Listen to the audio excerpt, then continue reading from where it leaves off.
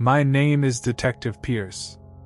For years, I have lived at the boundary between the ordinary and the grotesque, between life as most people understand it, and the darker truths that lie hidden just beneath the surface. I have walked through alleys soaked in blood, sat across from murderers who smiled as if sharing a joke, and chased shadows that were not cast by any earthly light. Every case leaves its mark, though I wear them quietly.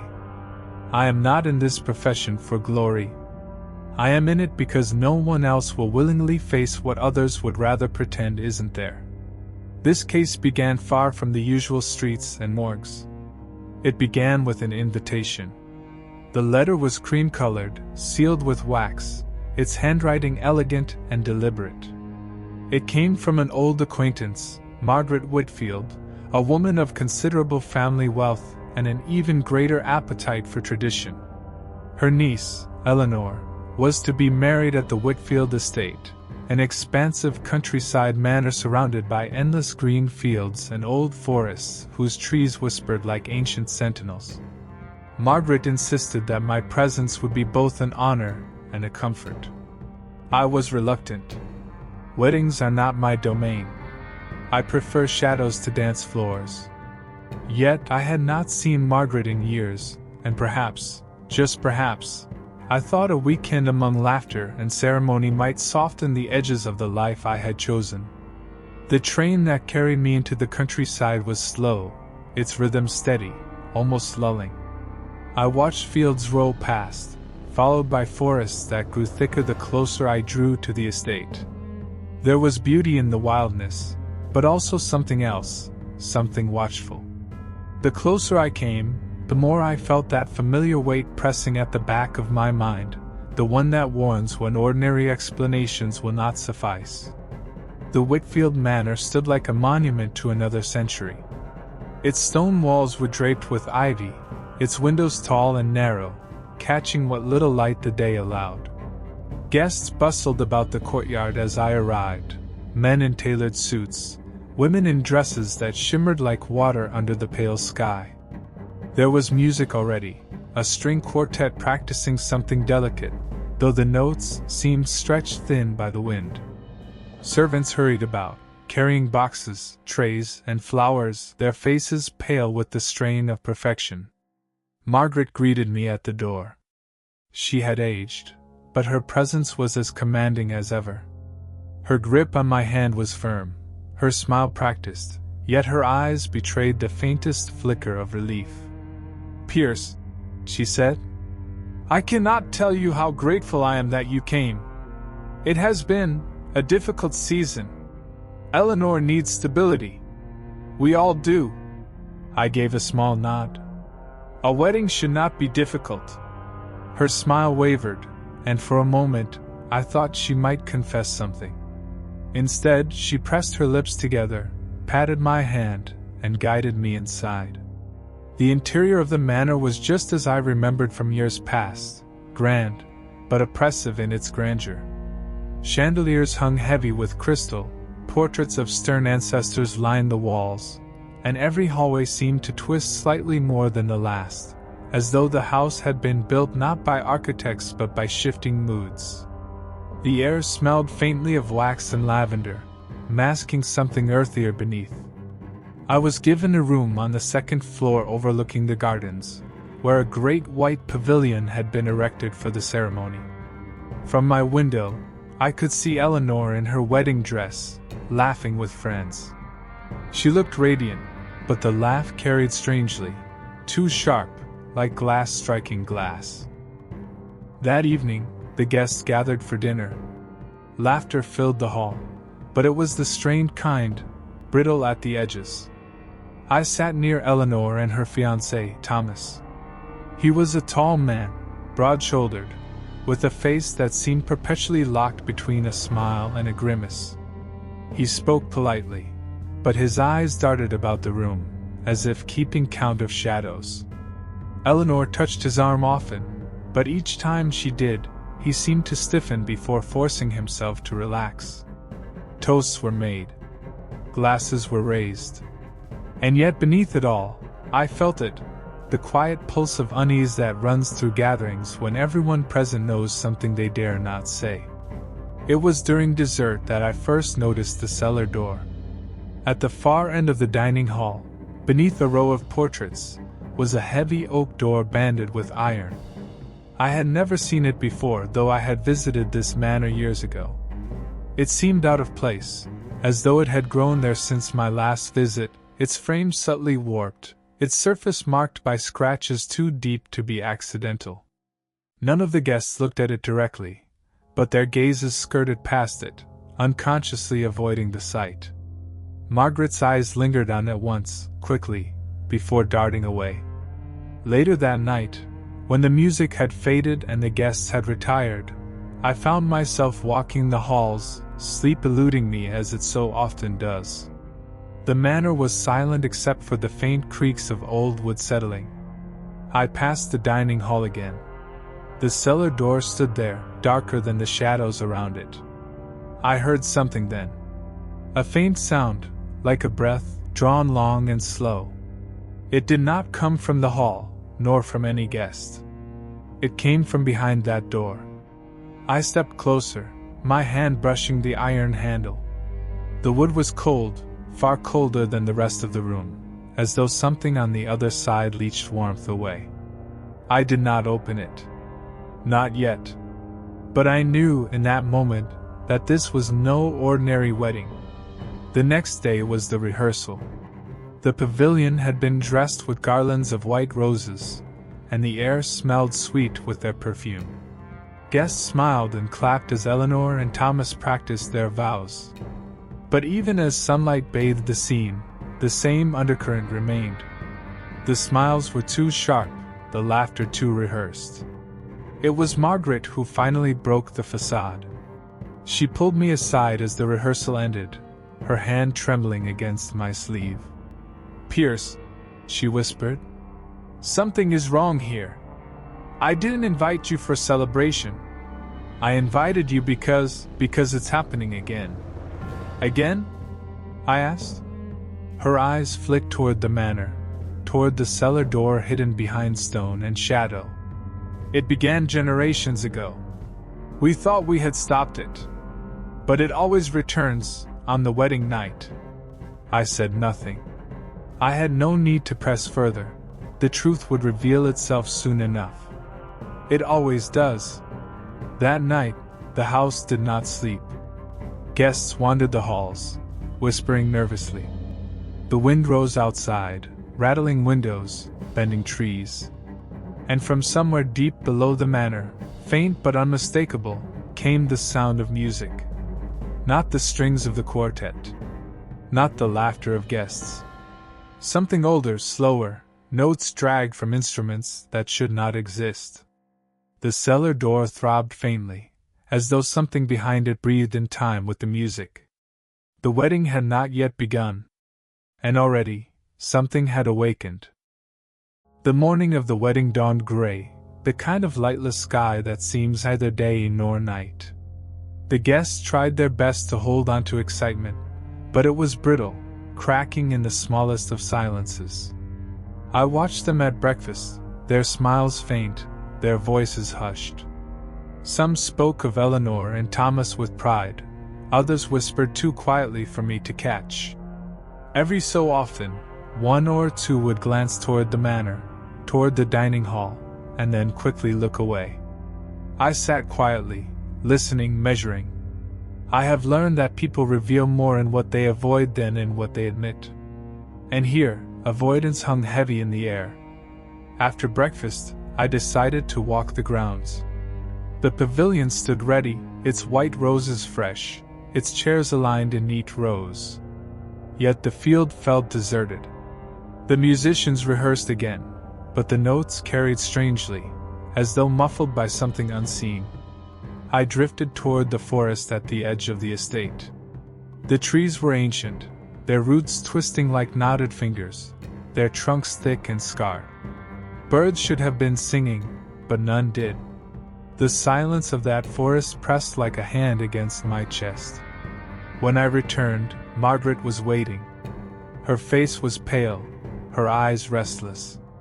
She led me into a small side room, far from the ears of the other guests. "You felt it, haven't you?" she whispered. I said nothing. Silence can be an answer more powerful than words. Her lips trembled. "It began before I was born.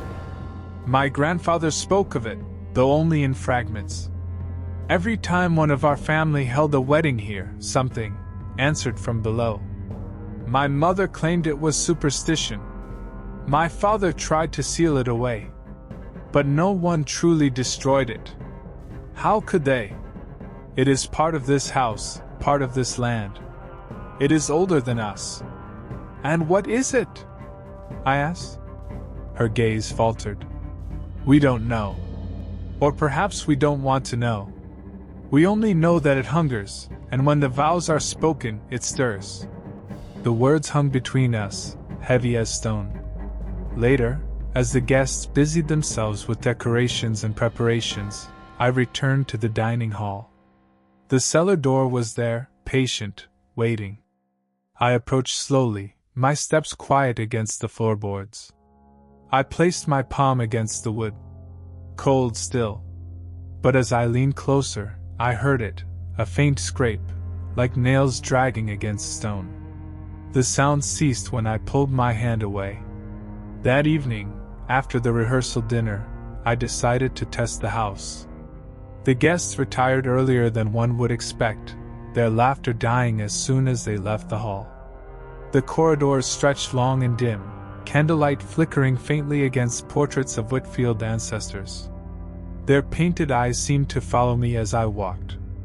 I carried only a lantern as I made my way back to the dining hall.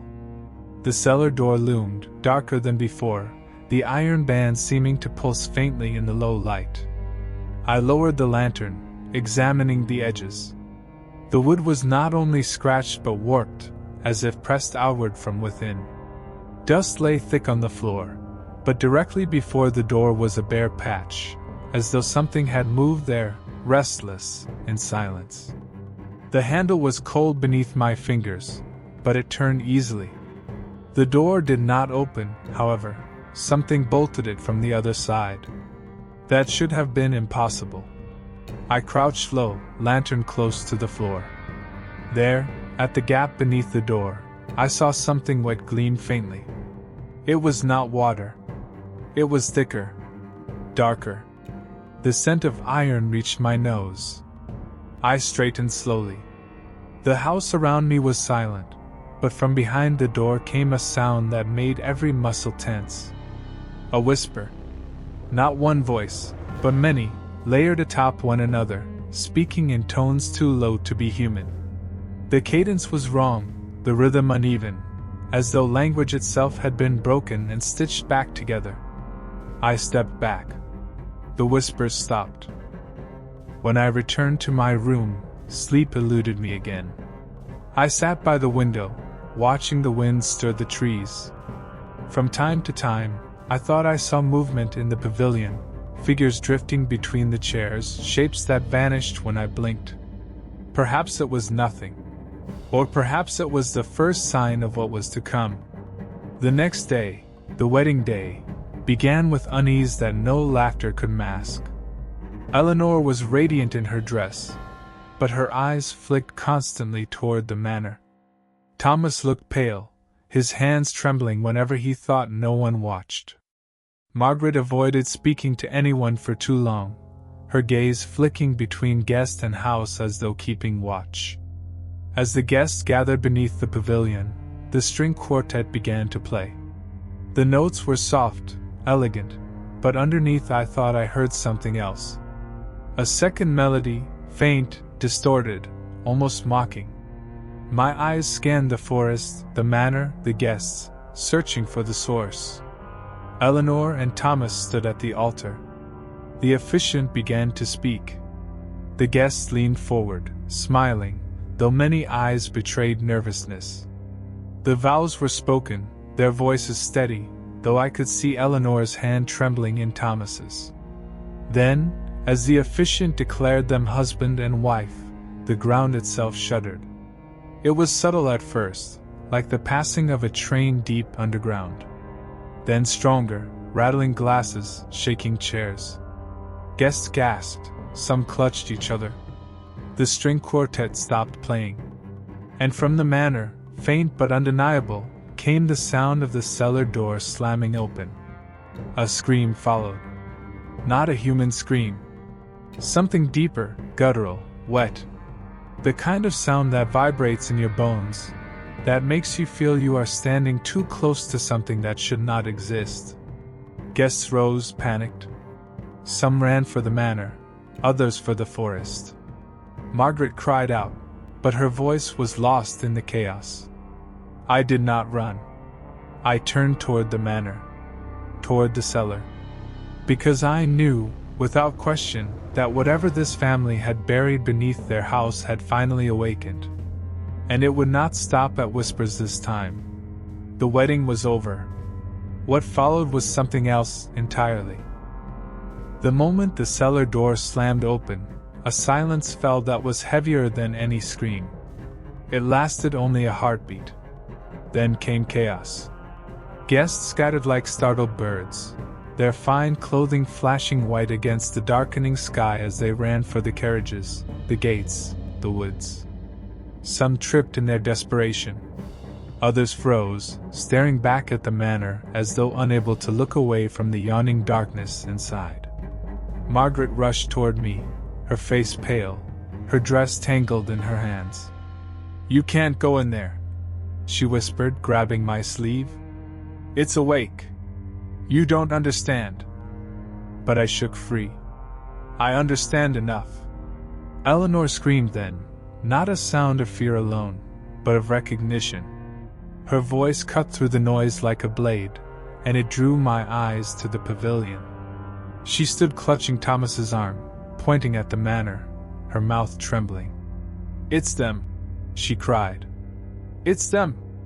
No one asked who she meant. No one wanted to know. I strode toward the manor, pushing past guests who streamed in the opposite direction. Their faces blurred, their fear pressing against me like a physical force. Inside, the air was colder, heavy with damp earth and something fouler, an odor of rot, old and buried, now free. The candle flames along the corridor bent and guttered as though drawn toward the cellar. The dining hall waited, familiar yet transformed. The door at the far wall no longer stood shut. It hung open, wide and gaping, its iron bands twisted outward as though something inside had torn them apart like paper. The stone stair beyond it yawned downward, exhaling a draft that reeked of soil and blood. I raised my lantern and stepped inside. The staircase spiraled deep, the walls slick with moisture. The further I descended, the more the air seemed to press against me. Each breath was harder than the last, as though the earth itself wished to smother me. At intervals I saw marks on the stone, deep scratches, too irregular to be tools, too deliberate to be accidents. They stretched downward in jagged lines, leading me like a trail. The whispers began again. At first faint, drifting like echoes through the stone. Then stronger, words overlapping words, syllables bending into sounds no human tongue should shape. I gripped the lantern tighter, forcing myself onward. At the base of the stairs, the cellar opened wide. It was no mere storage room. It was a cavern, cut deep into the bedrock beneath the estate. Wooden racks lay collapsed in heaps, old casks rotted into black splinters. And there, at the center, stood a stone altar, its surface cracked, its edges stained with something dark that had seeped deep into the pores. The whispers ceased. I heard only my own breathing, too loud, too shallow. I took a step forward, and then another. My lantern's light swept across the cavern, revealing shapes against the walls. Not barrels. Not crates. Shapes that were wrong. I raised the lantern higher. They were people. Or what had once been people. Dozens of them, their bodies pressed into the stone as though swallowed by it, faces frozen mid-scream, arms outstretched. Their skin was gray, waxen, their eyes black voids. Some were old, their clothing rotted away. Others looked fresh, their hands still twitching faintly as though life had not entirely left them. My breath caught. My grip faltered. For one moment, I nearly dropped the lantern. And then, from the altar, something moved. It was not a person. Not entirely. A figure pulled itself upright, its limbs bending at angles that defied anatomy. Its skin shimmered wet, translucent, as though stretched too thin over something beneath. Its mouth opened, not to scream, not to speak, but to reveal more mouths within, each lined with teeth too sharp, too many. The whispers returned, pouring not from the walls, but from the creature itself. I froze, studying it, cataloging details even as fear clawed at my spine. This was no hallucination. No legend. It was real. It was the thing the Whitfields had buried, the thing that had fed on their ceremonies for generations. And now, with the vows spoken, it had awakened fully. It turned toward me. Its eyes, if they were eyes, burned like coals beneath its translucent skin. The whispers grew louder, pressing into my skull, 1,000 voices demanding, pleading, commanding. They told me to kneel, to join, to surrender. I did not. I raised the lantern high and stepped closer. My voice was steady when I spoke, though my heart pounded in my chest. "Detective Pierce," I said, "you have hidden long enough." The creature recoiled, as though my words had weight. The whispers faltered, then surged again, louder, furious. The faces in the stone walls began to writhe, their mouths opening in silent screams. The entire cavern shook, dust falling from the ceiling. I felt the ground shift beneath me. Cracks spread outward from the altar, splitting the floor like glass. Something deeper stirred below, something larger. And in that moment I realized the truth. This was not the heart of the horror. This was only the beginning. The cavern quaked under my feet. Dust and shards of stone fell from the ceiling as the altar cracked open, splitting wider with each pulse from whatever writhed beneath. The whispers battered against my skull, a storm of voices that threatened to drown my thoughts. But in chaos, I have always found clarity. I forced myself to breathe slow, measured. Fear was the weapon of this thing, and I would not hand it victory so easily. The creature before me shuddered, its translucent skin rippling as though a sea of worms writhed just beneath the surface. Its mouth gnashed in unison, dripping strands of black saliva that hissed as they struck the stone floor. And yet, I realized, it was not advancing. It loomed, it screamed, it threatened, but it did not strike. Why? I stepped closer, lantern held high. The heat of the flame cast sharp shadows across the altar, and for a moment, the thing's whispers faltered. Light. It recoiled from it, if only slightly. "Good," I muttered under my breath. "That's something." I circled the altar, ignoring the faces embedded in the stone walls that twisted and moaned as I passed. Their eyes followed me, some pleading for release, others staring with hatred. Victims, sacrifices, prisoners, whatever they were, they had been claimed by this thing. The Whitfields. Margaret's words returned to me. It runs in our blood. This creature wasn't simply haunting them. It was bound to them. And through ritual, through marriage vows, through ceremonies masked as tradition, they fed it. They kept it asleep. But tonight something had gone wrong. The wedding had awoken it instead.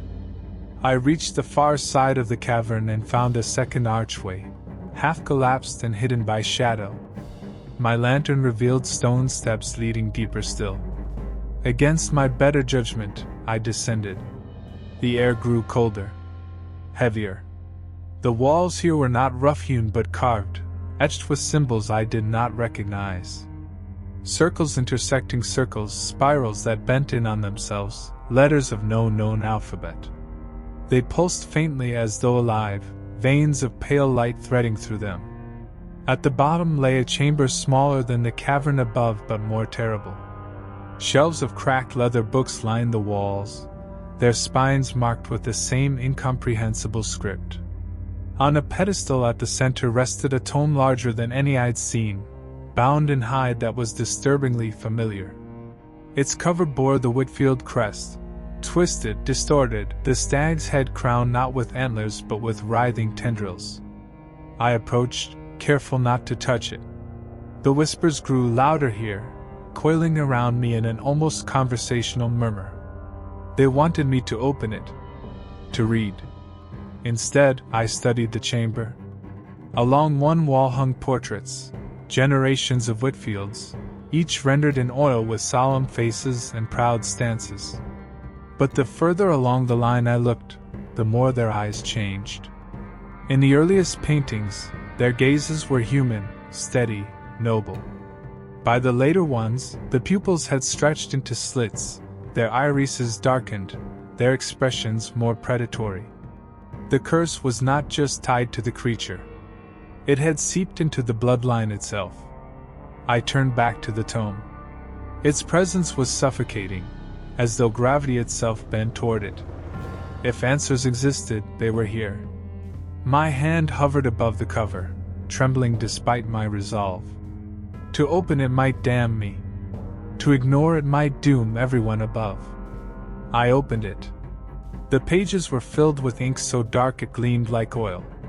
The language was not mine, not anyone's, but as I read, meaning unfurled in my mind unbidden. I saw images, fragments of memory not my own. A man kneeling in a field at night, cutting his palm and letting blood drip into the soil. A beast rising from beneath, its form shifting, its voice promising protection, power, prosperity. A pact sealed in blood and vows. Generations bound to serve. Generations bound to feed. The Whitfields had built their wealth, their estate, their influence on this bargain. But bargains with the dark are never balanced. And tonight, the balance had shifted. My lantern flickered. I looked up and froze. The creature from the cavern now stood in the chamber's doorway. It filled the arch with its writhing form, its whispers now a scream. The air vibrated with it, the shelves rattling, dust falling in choking clouds. The portraits trembled on the walls, their painted eyes rolling as though alive. The tome in my hands grew hot, the pages writhing beneath my fingers. The creature lunged forward, its mouth opening wide enough to swallow the room. But in the instant before it struck, I saw something in its eyes, something almost human. A flicker of memory, of pain, of recognition. This thing was not only monster. It was Whitfield too. My blood chilled. The curse had not simply bound their line to the beast. The beast was their line, their bloodline twisted into flesh and nightmare. And now, at their wedding, it sought completion. I slammed the tome shut. The creature recoiled, shrieking in a chorus of voices that made the stone itself shudder. My lantern flared bright, and for a moment the whispers broke. Silence swept the chamber. I knew then, this was not the place for answers alone. This was a battlefield. I tucked the tome beneath my arm and backed toward the stairs, never lowering the lantern. The creature followed, its movements slower now, hesitant, as though bound to the book itself. Its many mouths snapped in fury, its whispers rising and falling like waves against my skull. When I reached the cavern again, the altar pulsed brighter, the cracks wider. Something vast stirred beneath, straining to rise. The walls writhed with the trapped souls, their screams filling the chamber. Above, faintly, I heard more screams, human ones. The wedding guests had not all escaped. Some still lingered. And the thing beneath wanted them. I raised the tome high, my voice cutting through the madness. "Your time is done." The creature froze. For the first time, it seemed afraid. And in that instant, I realized I had more power than I thought. But power, I knew too well, always came with a price. The cavern's roar chased me as I ascended the stairs, the tome heavy in my grip, the lantern trembling with each uneven step. Behind me, the creature dragged itself along the stone, its movements grotesque, but slower now, tethered to the book as if it loathed its own history being carried away. At the cellar's threshold, I shoved the warped door shut, bracing it with my shoulder as the wood shuddered under the impact of something vast striking from below. The villagers in the dining hall had scattered, knocking over tables, spilling food and wine across the floor. Their laughter was gone now. Only screams remained. Samuel was there, clutching his mother Margaret's arm, both of them pale with terror. Eleanor stood near the window, her gown torn, her veil askew, her eyes wide with a dawning horror that seemed both personal and ancestral. "What have you done?" Margaret hissed when she saw the tome. "What your family has hidden for centuries," I said, stepping into the hall. "Your protector, your curse, it's breaking free." Samuel moved toward me, shaking his head. "Pierce, you don't understand. If we don't complete the vows, if Eleanor doesn't seal the bloodline tonight, it will take everything. Everyone in this house." His words were desperate, pleading, but they reeked of the same logic I'd seen 100 times before in men who fed monsters just to buy themselves another night of peace. "I understand enough," I said, setting the tome on the ruined dining table. The lantern's flame sputtered, casting sharp shadows across the guests who still cowered in corners, whispering prayers. "Your family bound itself to something foul. You dressed it up as tradition, as duty, as sacred ritual. But it's not protection you're keeping, it's hunger. And sooner or later, hunger devours its masters." Margaret's eyes flashed with fury, but it was Eleanor who spoke, her voice trembling. "He's right." Everyone turned. "I saw it," Eleanor whispered. "Down there. In the altar. It had my father's eyes. My grandfather's smile. It's them. All of them. Twisted together." She wrapped her arms around herself, shivering. "You told me this was duty. That this was what love looked like. But it's not, it's sacrifice. And I will not." The cellar door exploded inward. Splinters rained across the floor as the creature surged upward, forcing its bulk through the narrow frame. Its head slammed against the beams, cracking wood, shattering glass, sending guests shrieking in terror as they scrambled away. The whispers became screams, filling the hall, rattling plates and chandeliers. Margaret fell to her knees, hands raised. "Forgive us! We have kept your covenant!" The thing ignored her. It turned toward Eleanor. Her face drained of color as its many eyes fixed on her. It did not want Margaret. It did not want Samuel. It wanted the bride. The fresh blood. The continuation of the pact. "No," Eleanor whispered. "No, I won't." The creature lunged, but I was already moving. I snatched the tome from the table and hurled the lantern onto the floor. Fire erupted across the spilled wine, a sudden sheet of flame that split the hall in two. Guests screamed as they stumbled back, shielding their faces. The creature recoiled from the fire, but only barely. It pressed forward, mouth snapping, shadows writhing. "Pierce!" Samuel cried. "You'll kill us all!" "You've already done that," I muttered, flipping open the tome. The words on the pages swam like insects, shifting, wriggling, but they burned into my mind all the same. I felt them on my tongue before I knew I was speaking. Sounds that were not sounds, words that cracked the air itself. The creature howled. Its flesh rippled, splitting open in jagged wounds that leaked smoke and shadow. It thrashed against the fire, against the walls, against the voices pouring from my mouth. Eleanor clutched Samuel's arm. "He's binding it." "No," Margaret spat, her face twisted with rage. "He's killing us!" She rushed me, clawing at the book. Her nails raked my hand, drawing blood. For a heartbeat, the whispers faltered, the power breaking like a wave against stone. The creature surged forward through the fire, its many mouths widening in triumph. And then Eleanor moved. She seized one of the fallen candlesticks and swung it hard across Margaret's temple. The matriarch crumpled, her shriek cut short as she fell into the spreading fire. Eleanor grabbed the book with me, her eyes blazing. "Read," she said through gritted teeth. "I'll hold it with you. If it's their bloodline, then I'm part of it too. Maybe together we can end it." I stared at her for only a moment before nodding.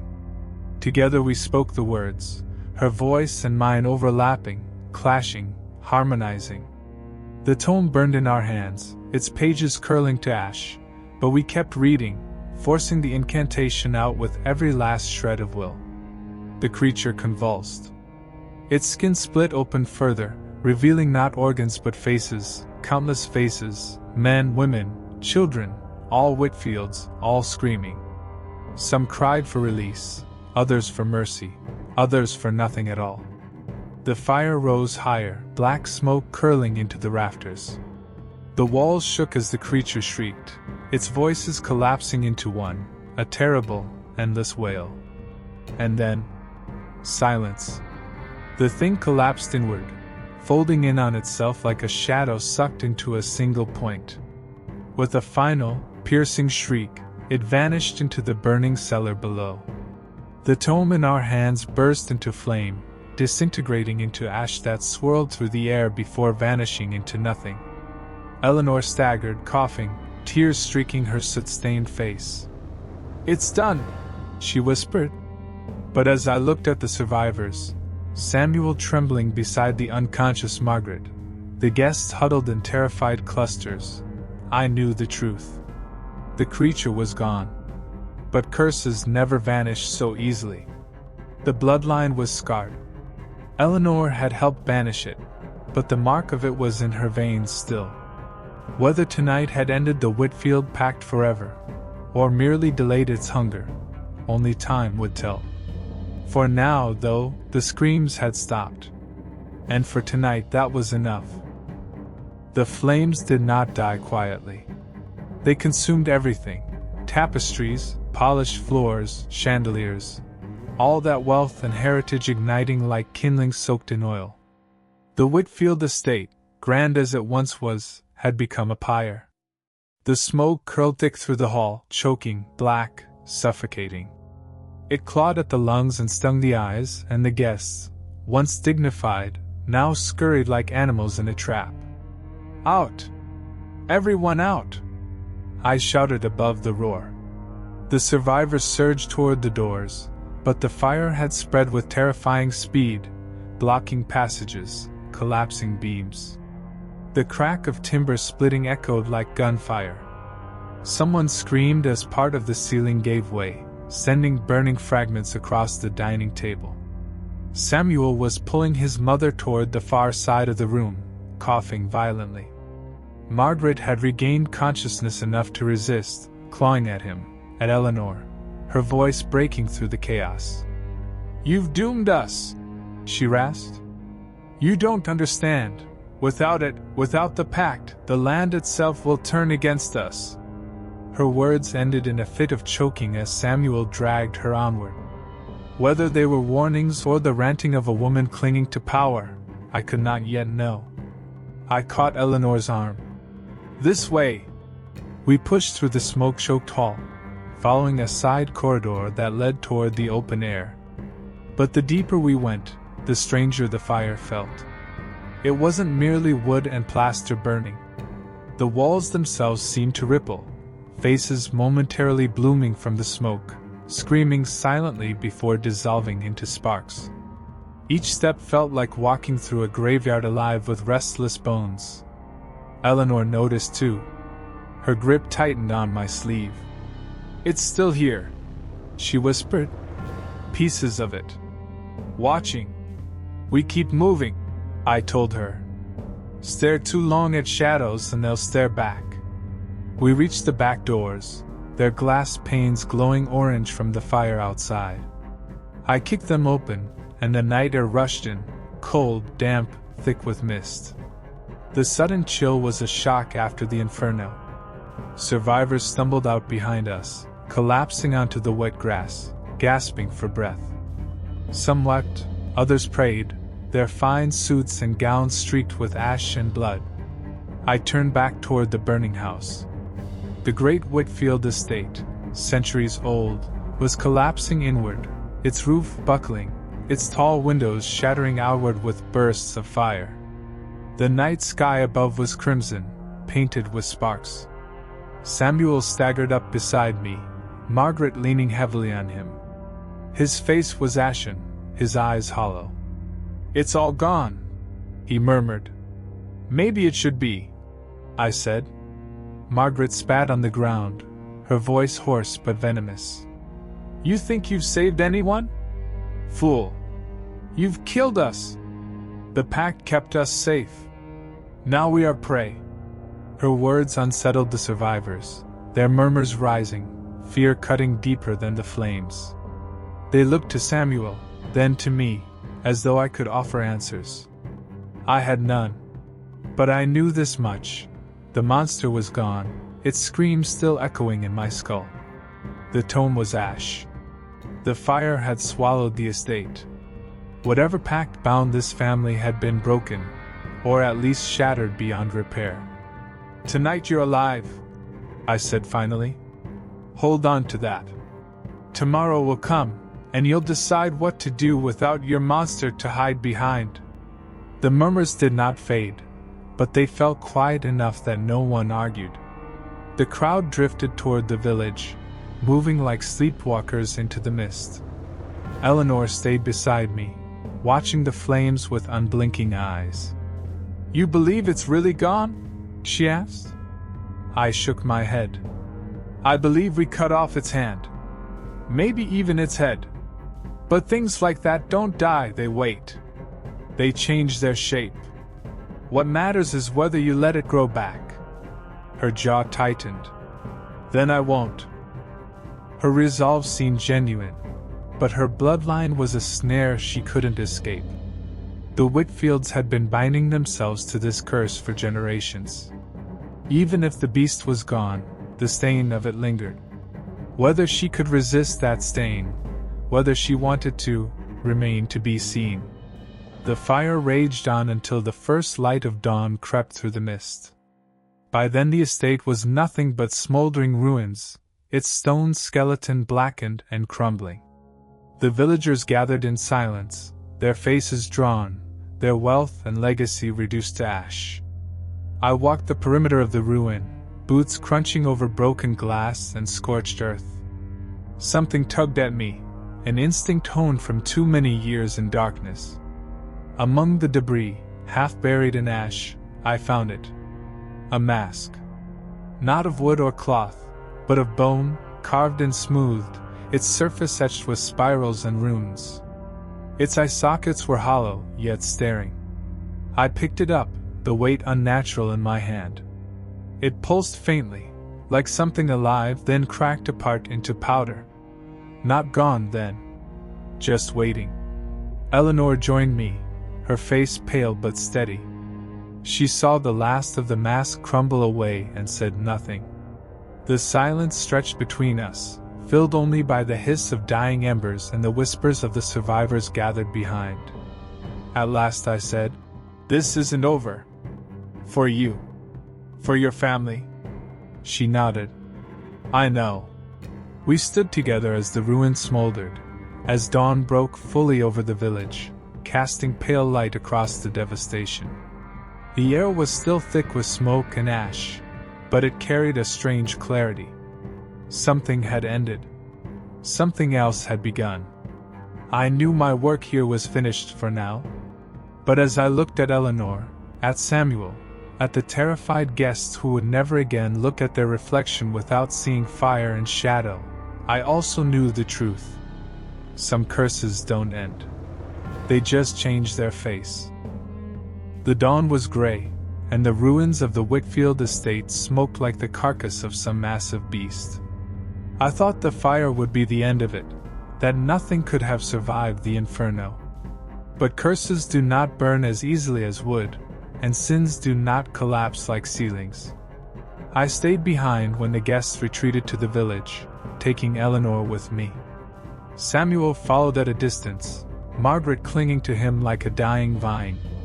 She was too weak to shout now, but her eyes still glittered with hatred and dread. The grounds were silent but for the crackle of settling timbers. I moved slowly, scanning the ruins. The mass that had crumbled in my hands still weighed on me. That pulse of life, brief but undeniable, was a warning.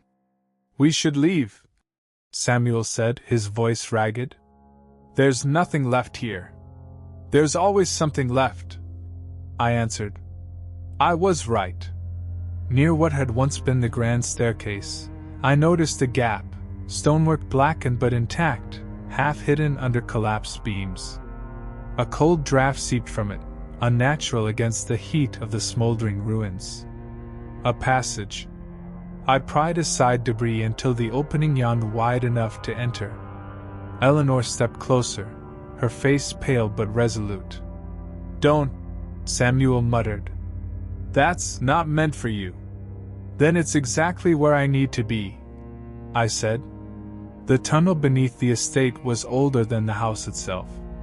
Its stones were slick with moisture, carved with faint markings I didn't recognize. The deeper we went, the colder it grew, the air thick with the stink of earth and iron. The fire above seemed a distant dream. Down here, the world was untouched. Torches lay scattered along the walls, too fresh to belong to centuries past. I lit one, the flame trembling, casting grotesque shadows along the carvings. They told a story in jagged spirals and crude figures, a beast with too many limbs, men and women kneeling before it, a binding ritual etched into stone. Eleanor stared at the carvings, her breath shallow. This is what Margaret meant. The pact. I traced the symbols with my eyes, piecing fragments together. They didn't just feed it, they built their fortune on it. Bound themselves to something old, something hungry. And each generation renewed the vow. We pressed deeper. The passage twisted, descending into a chamber wide enough to swallow the estate whole. And there it was. Not the monster itself, it was gone, for now, but what remained of it. Bones. Piles of them, human and animal alike, fused together, twisted into grotesque shapes. Skulls with elongated jaws, ribcages splayed into spines of some unearthly creature. And in the center of the chamber, half sunken into the dirt, was a stone altar. Upon it lay the remnants of the tome. Not burned, not destroyed as I had thought, but smoldering with faint embers that refused to die. The pages writhed, symbols crawling across them like insects before fading. Eleanor clutched my arm. "You said it was gone." "I wanted to believe it." The air in the chamber shifted. A whisper slithered through the darkness, a voice without a body. "Blood bound you. Blood freed you. Blood calls you back." The torch sputtered, shadows stretching across the bones. Samuel stumbled into the chamber behind us, Margaret leaning heavily on him. When she saw the altar, her eyes lit with fevered fire. "You see?" she hissed. "It cannot be destroyed. It is ours. It has always been ours." She tore free of Samuel's grip, staggering toward the altar. I stepped in her path. "Touch it and you'll feed it again." She bared her teeth, her frailty forgotten for a moment. "Better to serve it than to be devoured by it." The tome pulsed, its embers flaring, pages fluttering as though in a phantom wind. The chamber filled with that terrible whisper, louder now, echoing off the stone. "Choose." The bones rattled. Something unseen shifted in the dark. Eleanor clutched her head, as if the voice clawed directly into her skull. Samuel fell to his knees, torn between fear and loyalty to his mother. I forced myself forward, gripping the torch tighter. Fire was still the one thing that hurt it. Fire was the only truth. I thrust the torch onto the altar. Flames caught instantly, roaring up, devouring the tome in a blaze far brighter than its frail embers. The whisper became a shriek, piercing, inhuman. The bones convulsed, cracking and collapsing as though the chamber itself were breaking apart. Margaret screamed, not in fear, but in rage, as the fire swallowed the tome completely. Her voice carried words I didn't understand, some last attempt at invocation. The flames flared higher, then with a sound like tearing fabric, they snuffed out, leaving only ash. Silence. The chamber went still. The bones stopped rattling. The oppressive weight in the air lifted, if only slightly. Eleanor collapsed against me, trembling. Samuel knelt beside Margaret, who lay on the ground, her body slack, her eyes glassy. Whether she had been consumed by the curse or simply undone by her own fanaticism, I could not say. "She's gone," Samuel whispered, tears streaking his soot-stained face. For a long moment, the chamber held its silence. Then a faint crack sounded from the darkness. A single skull rolled free from the pile of bones, stopping at my feet. Its jaw creaked open, and from its hollow mouth spilled a trickle of ash that swirled into the air, vanishing before it touched the ground. Not gone. Not yet. I looked at Eleanor. "This isn't the end. But we've bought time." She nodded weakly, her eyes hardening. "Then we'll use it." Together we left the chamber, climbing back into the morning light. Behind us, the ruins smoldered. Beneath us, the curse lingered, waiting. Morning light should have brought relief. Yet as I emerged from the ruins, with Eleanor leaning on me and Samuel trailing behind us, it felt more like we had stepped into a stage set for tragedy rather than safety. The guests who had fled earlier were gathered at the edge of the estate grounds, their faces pale, eyes haunted.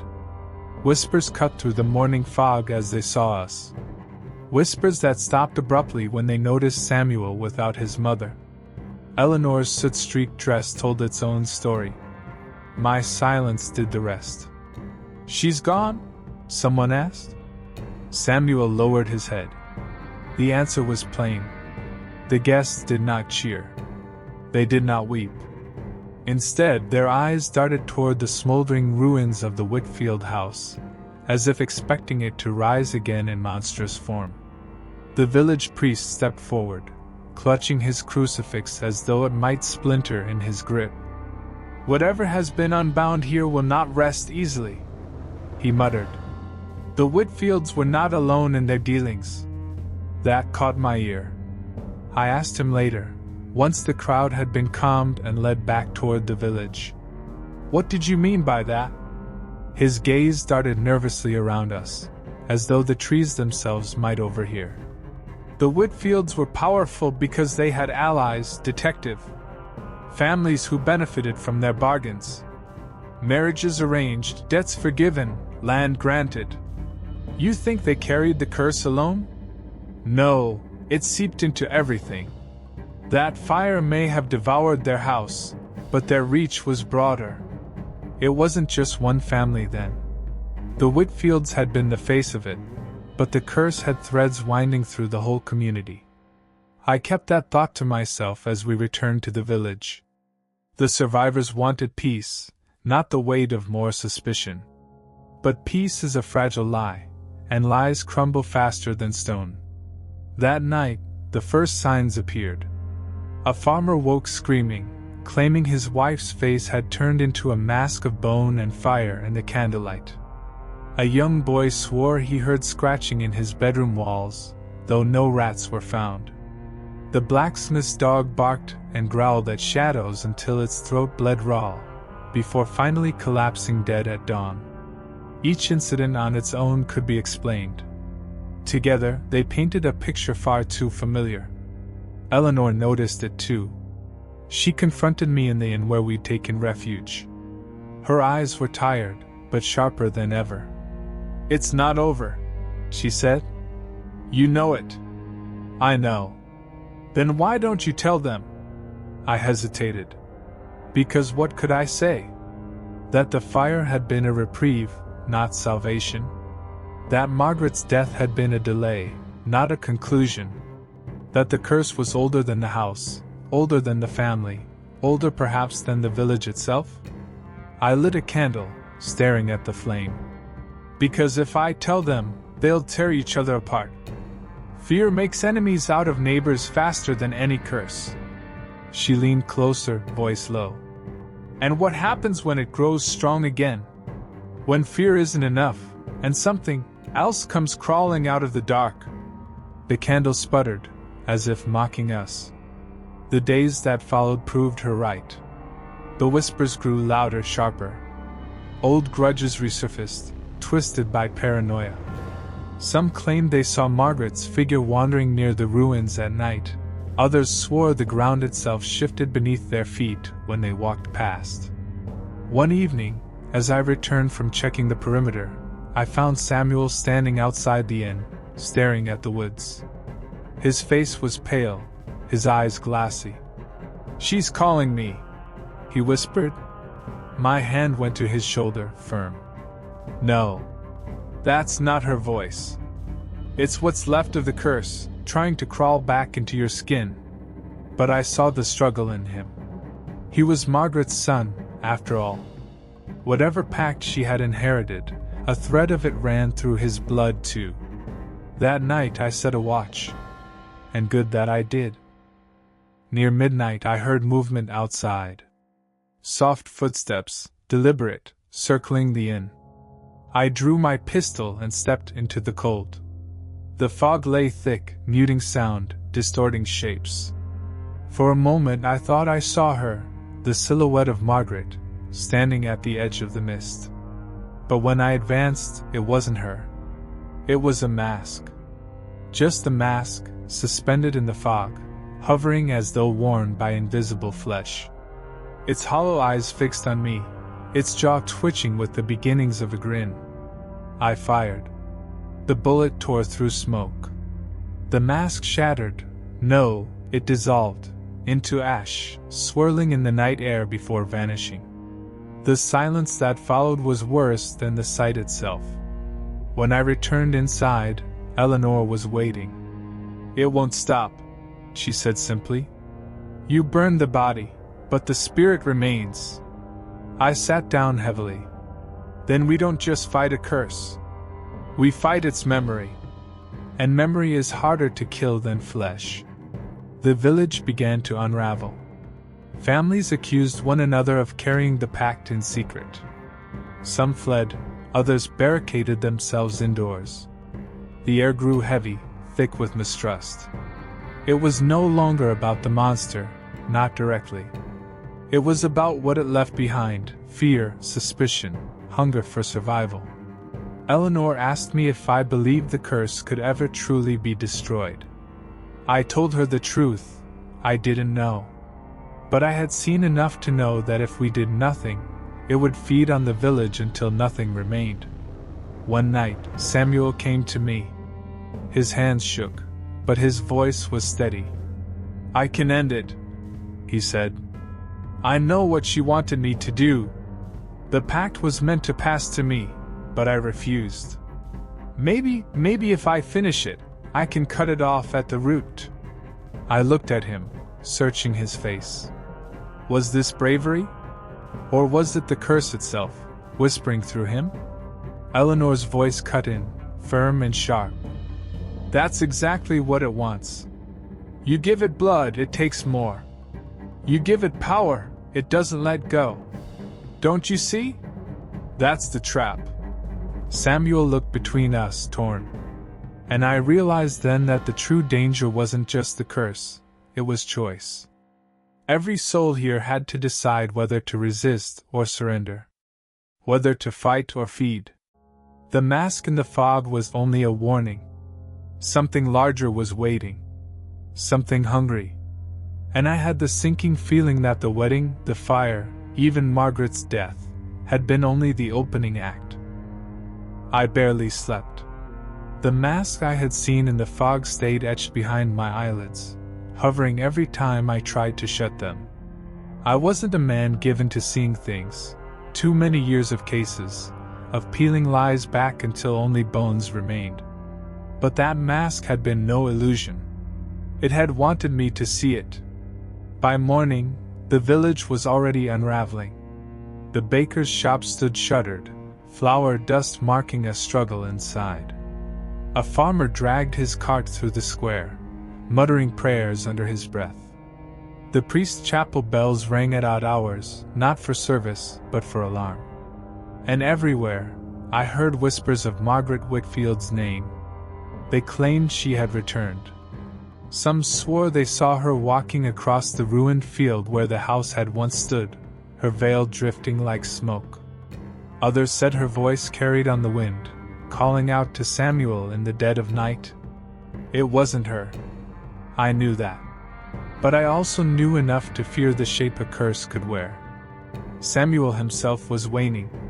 He hadn't eaten in days, his hands trembled constantly, and his eyes had the glassy sheen of a man caught between waking and dream. I found him at dawn, sitting on the steps of the inn, staring at the horizon where the forest met the fog. "She's waiting for me," he whispered. "You're not going to her," I said. He looked at me, his lips twisting into something that wasn't quite a smile. "Don't you see? That's why you're here. Not to save me. To watch." Eleanor dragged him inside before I could answer, her eyes flashing fury. "It's trying to break him," she said. "Piece by piece. You can't let it." I knew she was right. But I also knew that Samuel's blood was a tether. The pact his family had fed for centuries wasn't going to release its grip easily. That night, the curse made its move. It began with sound. I woke to the groan of wood, the rattle of shutters, the creak of something heavy dragging across the inn's roof. The air was too still for wind. Eleanor was already awake, knife in hand, eyes wide. Then the smell hit, rotten smoke, like burning flesh smothered in damp soil. We moved cautiously into the hallway. The other guests were awake too, whispering, clutching candles, pressing close as though the walls themselves might betray them. And then, from the far end of the corridor, came a shape. It walked like a man, but its body was swaddled in veils, layers of blackened cloth that fluttered though there was no breeze. Its head was covered by a mask of bone, split down the middle, grinning wide. Margaret's mask. But taller. Wrong. Its limbs too long, its fingers scraping the wood as it reached out. The villagers screamed. The candlelight flickered wildly as shadows grew, stretching, twisting across the walls until they looked like clawed hands reaching for us. I drew my pistol. Eleanor raised her knife. Samuel froze where he stood, his lips moving silently, repeating the same word over and over. "Mother! Mother! Mother!" The figure shuddered, turned its hollow eyes toward him. And then it spoke in Margaret's voice, but cracked and layered with something deeper, something older. "Blood of mine! Come home!" Samuel staggered forward before I caught him, slamming him back against the wall. His eyes burned with tears. "You don't understand. If I go, maybe it ends." "No," I growled. "If you go, it begins again." The figure stretched taller, pressing its hands against the ceiling. The boards splintered under its weight. Then the veils it wore unraveled, twisting outward like tendrils, wrapping around doorframes, creeping toward us like living smoke. The villagers panicked, shoving each other, trampling to escape. Their screams filled the inn, but the smoke veils only grew stronger with their fear. That was when I understood. The curse fed not only on blood, but on terror. The more they feared, the more it grew. The wedding had been fuel, the panic of dozens feeding it at once. The fire had only starved it briefly. Now it wanted more. Out! I shouted, shoving Samuel and Eleanor toward the stairs. Don't give it what it wants! We pushed through the screaming crowd, down into the street. But the fog outside was no better. It pressed in thick and heavy, carrying whispers that weren't human.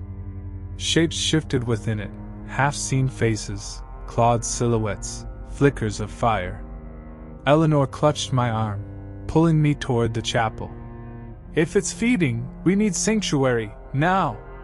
The chapel was lit, candles blazing across its altar. The priest stood trembling behind the crucifix, chanting words that faltered as soon as the shadows pressed against the stained glass. The moment we entered, Samuel collapsed to his knees. His body shook violently, his teeth clenched as though something was inside him trying to claw its way out. Eleanor held him, screaming for me to do something, anything. And I realized with a cold certainty that the priest had been right. The curse wasn't just the Whitfields. It had seeped into the soil, into the people, into Samuel himself. Killing Margaret hadn't ended it. Burning the house hadn't purged it. It had only driven it deeper.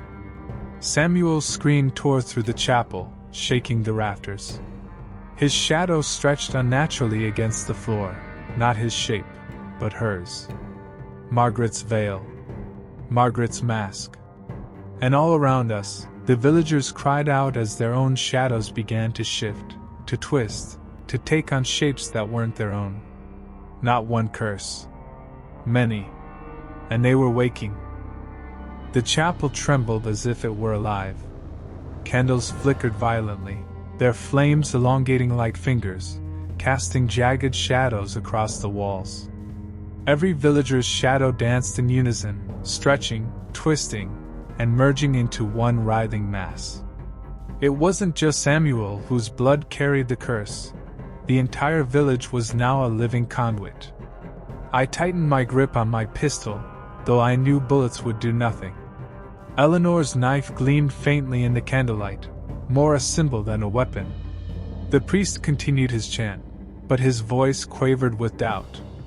He was human, fragile, powerless against something that had been feeding for centuries. Samuel moaned, trembling violently on the floor. I could see it now, the mask. It wasn't just an object, it was an anchor. Margaret's mask, fused to Samuel's very being, pulsing with dark energy. The whispers coalesced into a scream, a collective cry from the spirits the curse had trapped over generations. They're all tied to it, I said, my voice barely above a growl. Destroy the anchor, and you might break the chain. Eleanor glanced at me, eyes wide. How? I looked at Samuel, then at the mask, then at the wooden altar. The fire from earlier had purged some of the evil's superficial strength, but the root, hidden beneath the village for centuries, still throbbed like a living heart. The altar itself was carved from the same wood as Margaret's house, placed centuries ago to bind the land. It was the node, the core of the curse. I motioned to the priest. The anchor is here. Help me burn it, everything else follows. He hesitated, staring at the twisting shadows. If we do this, if we destroy the altar, there may be casualties. There already are. Eleanor shouted, gripping Samuel tighter. Do it, or none of us leave alive. The priest nodded reluctantly. Together, we pushed Samuel to the center of the chapel. He collapsed to his knees, shaking violently, the mask fused to his shadow. I poured the oil from a fallen candle across the altar, setting it ablaze. The fire flared instantly, consuming the wood, black smoke curling and choking. The shadows shrieked, clawing at the walls, screaming in agony as if their very existence depended on the altar. Samuel's scream rose above the din, then cracked into silence as the mask itself began to smoke and twist. I felt Eleanor's hand grip mine tightly.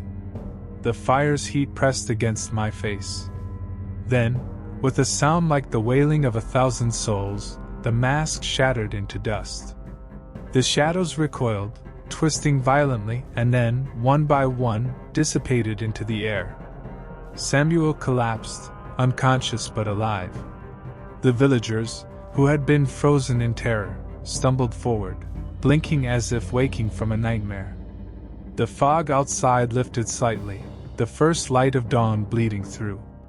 The priest fell to his knees, exhausted, whispering prayers of thanks.